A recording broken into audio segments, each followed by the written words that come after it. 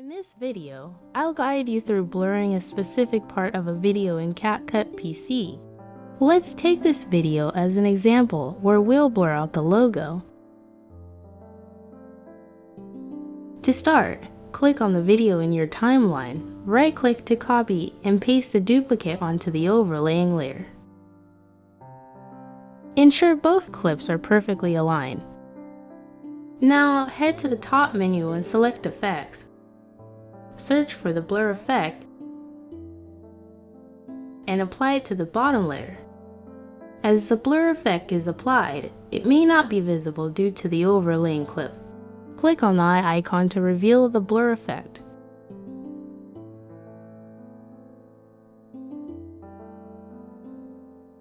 Next, select the overlaying video and navigate to the video mask option. Choose the rectangle shape or circle and click on the reverse or inverse button at the top right. Resize the mask appropriately to cover the area you wish to blur.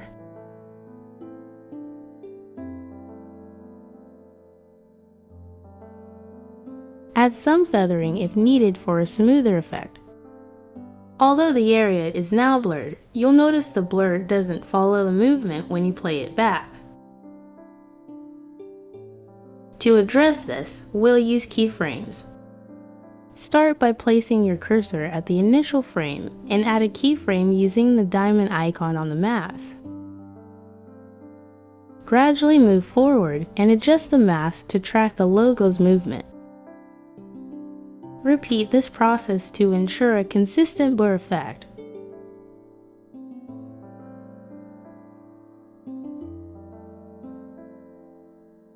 Let's play the video to see the result.